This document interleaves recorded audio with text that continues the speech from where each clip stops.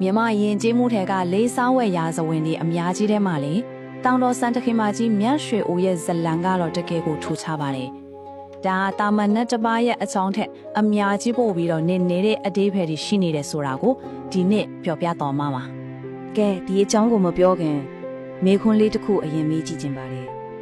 မရွှေဦးဟာတကယ်တော့ရက်ကန်းစင်တက်ရဲ့အချို့အခြားသခင်မကြီးဆိုတာကိုသိကြပါသလားအံ့ဩစရာပဲနော်ဒီအချက်လေးတစ်ခုတည်းနဲ့တင်သူ့ရဲ့ရာဇဝင်တစ်ခုလုံးကိုရှုချောင်းအသက်ခနဲ့မြင်ထွက်စေမှာပါဟုတ်ပါတယ်လူအများစုကသူ့ကိုကောင်းပိုင်းနဲ့တပါးအနေနဲ့ပဲတီးကြတာလေဒါပေမဲ့သူ့ရဲ့တကယ်ကုန်ဖို့နဲ့တောင်းရင်စစ်မှန်ကိုထိရသူကတော့တော်တော်လေးကိုရှားပါတယ်ပြောရရင်ဒါဟာမြင့်မြတ်တဲ့ရှိဝချစ်တစ်ခုလိုပါပဲအဲ့ဒီတော့ရကန်းစင်တိုက်ဆိုတာပါလေဒါဟာရိုးရိုးနေရာတစ်ခုမဟုတ်ပါဘူးနက်လောကနဲ့ဆိုင်တဲ့အရင်ကိုမြင့်မြတ်တဲ့ရည်ရွယ်ချက်တစ်ခုတည်းအတွက်ပဲတီးတန့်တည်ရှိနေတဲ့နေပေတစ်ခုပေါ့ရွှေကြသင်္ကန်းရက်လို့ရပုံပြီးမှန်လို့လဲတင်စားခေါ်လို့ရပါတယ်ဆိုတော့သူ့ရဲ့အဓိကတာဝန်ကဘာလဲဆိုတော့လေ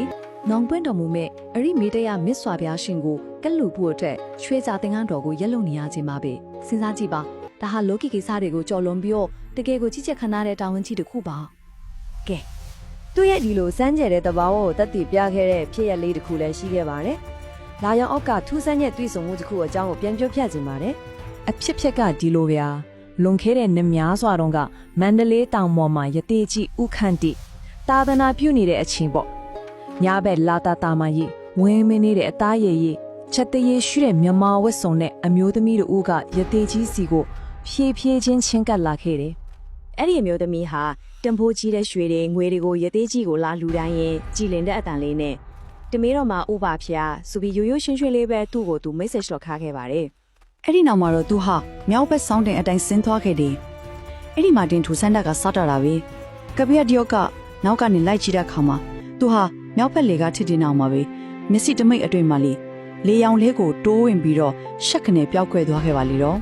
ဒီဖြစ်ရက်ကိုတီးမြင်တော်မူတဲ့ရတိကြီးဦးခန့်တီကဒါဆိုမရွှေဦးကတိုက်နန်းလဲပိုင်တကိုလို့မိန်ကြားခဲ့တယ်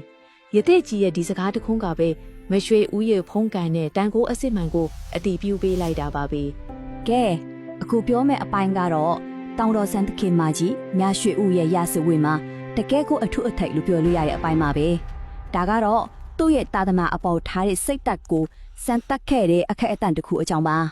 ဒီနေ့မှာပေါ့သူစောင့်ရှောက်နေတဲ့တိုက်နန်းတွေကမြတ်စွာဘုရားရဲ့ဓာတ်တော်အမွေတော်လေးကိုတိုက်ဆရာတစုကလာပြီးတော့သူ့ဖို့ဖို့ကြိုးစားကြတယ်သာသနာ့အမွေနှစ်တွေမတမသူတွေလက်ထဲကြာရောက်တော့မယ့်အရေးနဲ့တကယ်ကိုအကြီးအကျယ်ဂျုံလာရပါတယ်အဲ့ဒီအချိန်မှာသူဟာတကယ်ကိုခက်ခဲတဲ့ဆုံးဖြတ်ချက်ကြီးတစ်ခုကိုချခဲ့ရတယ်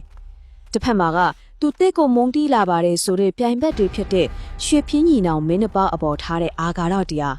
နောက်တစ်ဖက်မှာကတော့ဓာတ်တော်မွေတော်တွေကိုကာကွယ်ဆုံးရှောက်ရမယ့်မြင့်မြတ်တဲ့တာဝန်ဘယ်ဟာကိုရွေးမလဲဒါပေမဲ့သူ့ရဲ့စိတ်ဓာတ်ကတကယ်ကိုလေးစားစရာကောင်းပါတယ်ငါရဲ့ပုဂ္ဂိုလ်ရေးအမုန်းတရားတွေထက်သာသနာတော်ရဲ့အကျိုးကအများကြီးပိုပြီးကြီးမြတ်တယ်ဆိုတဲ့အတ္တိတရားနဲ့သူဆုံးဖြတ်ခဲ့ပါတယ်အဲ့ဒါကြောင့်ပဲသူဟာကိုယ့်ရဲ့အာဃာတတွေကိုဘေးဖယ်ထားလိုက်ပြီးသူ့ရဲ့အကြီးမားဆုံးပြိုင်ဘက်ကြီးဖူးတဲ့မင်းနှပါကိုသာသနာကိုကာကွယ်ဖို့အတွက်အကူအညီတောင်းခံနေပါတယ်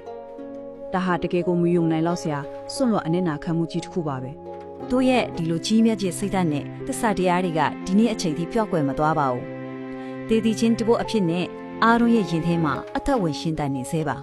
ရွှေချင်းငွေချွေတန်းမာလို့ရက်ကန်းရွှေစင်တန်းရွှေစင်ဆိုတဲ့ဒီဒေသလေးကိုကြားလိုက်တာနဲ့ရွှေကြသင်္ကန်းကိုရက်လုံနေတဲ့သူ့ရဲ့ပုံရိပ်ကိုအားလုံးပဲမြင်စီတဲ့တမ်းမိမြင်ရောက်မိကြမှသိကြပါရယ်ဒီတချင်းလေးဟာတောင်တိုစံတခင်မကြီးမရွေ